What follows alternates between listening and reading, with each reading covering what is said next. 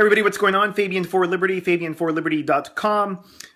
Day after Thanksgiving, happy Thanksgiving to everyone. And one of the things that I've seen, like every Friday after Thanksgiving, is the people beating the daylights out of each other on Whack Friday over the $5 waffle maker. Very indicative of where we're at in the world today. And as the world, millions of Americans do this and, fight each other at shopping malls and department stores, the world is literally on brink of World War III. And in this video, I'm going to cover World War III scenarios, Turkey, Russia, NATO, and Obama. All of these are really reaching critical mass. And we'll start with a comment that I made a few days ago regarding Turkey, and that I said that Turkey should appreciate Russia's bombing of ISIS positions throughout Syria. And I got that one wrong, and I'll admit it. I watched the video later on, and I'm like, wait a minute, that's not true. The fact is that Turkey has been buying tens of millions of dollars in oil from ISIS, financing ISIS's terror campaign. They've allowed ISIS to plan and plot attacks in Turkey to later carry out in Syria. And furthermore, they were behind the chemical weapons attacks that took place in Syria, all meant as a destabilization campaign, which the Russians warned against in taking out Bashar al-Assad, who is still there fighting for his life. And that was two high-ranking politicians in Turkey that came out with a press conference saying that they had all the proof that actually Turkey provided the chemical weapons and their military intelligence helped carry that chemical weapon terror attack out in Turkey. But this is all, in Syria. But this is all, really, I think, a buildup into something larger. The New World Order, I believe, is behind this. Now, who's the New World Order? Now, many people are going to say, well, it's a certain type of people, race, religion.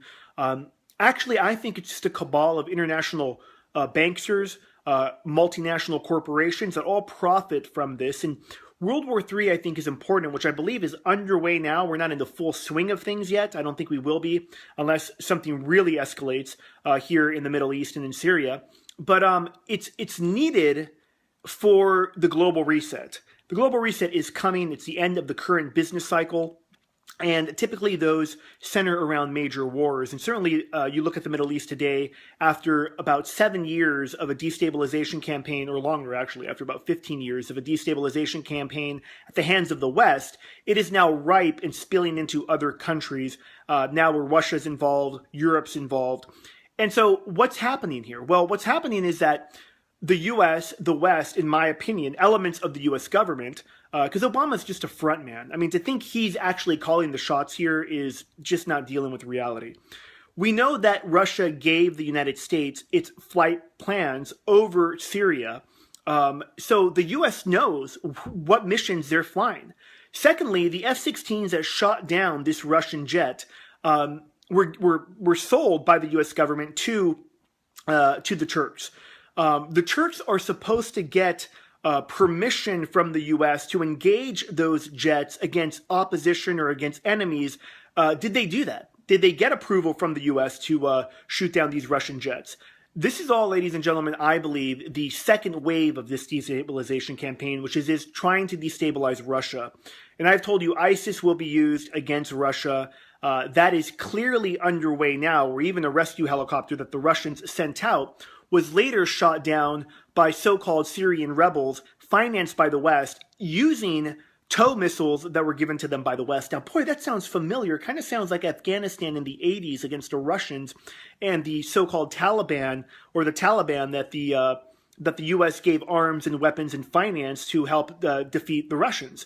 So this is what's going on here today. I think that it's important to also note that when Obama won the election in 2008, and remember, these types of events, wars and, destabilization campaigns and all kinds of things, they're planned years ahead. It's not like all of a sudden this takes place.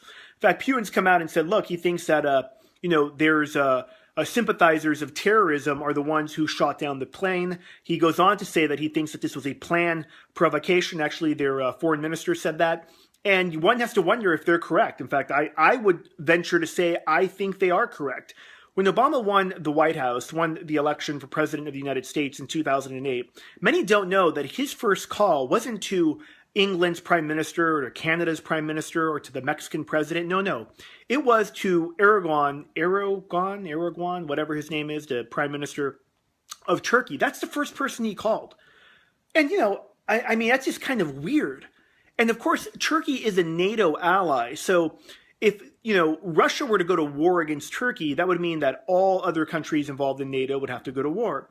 How close are we before one of these countries, evokes Article 5, which basically is an attack against one's country, is an attack against all? Now, Russia has responded with economic sanctions. They import about $25 billion of Russian goods a year. About 5 million Russians go to vacation in Turkey a year. So they can hit their economy hard. Certainly, Turkey's not a powerhouse economy by no means.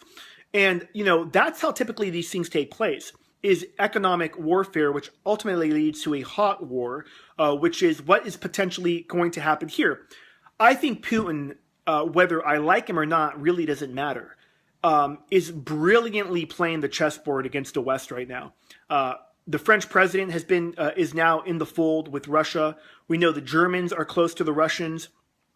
We know that Europe, particularly, has no backbone to back up NATO. Certainly, most of those countries don't even like Turkey. So what happens from here? The president of Turkey, or the prime minister of Turkey, has doubled down. He's basically saying that if this happens again, he will shoot down the plane again. He did reach out to Vladimir Putin to call him up. Putin denied his call.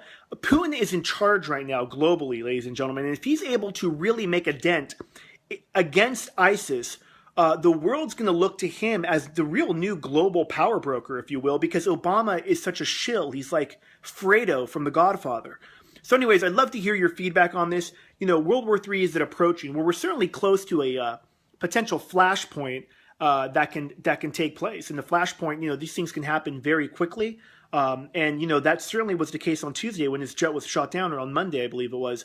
But I'd love to hear your feedback on NATO, Obama, Russia, everything I've covered. And lastly, for those of you interested in entrepreneurship in the new year, check out the description of this email down below. I'm offering free coaching up until Friday with anyone who enrolls in any of my real estate courses. I will personally coach you and help you begin to set up your virtual real estate business and close your first deal. Those links are down below. I'm Fabian Calvo, Fabian for Liberty. Thanks for watching. I'm out.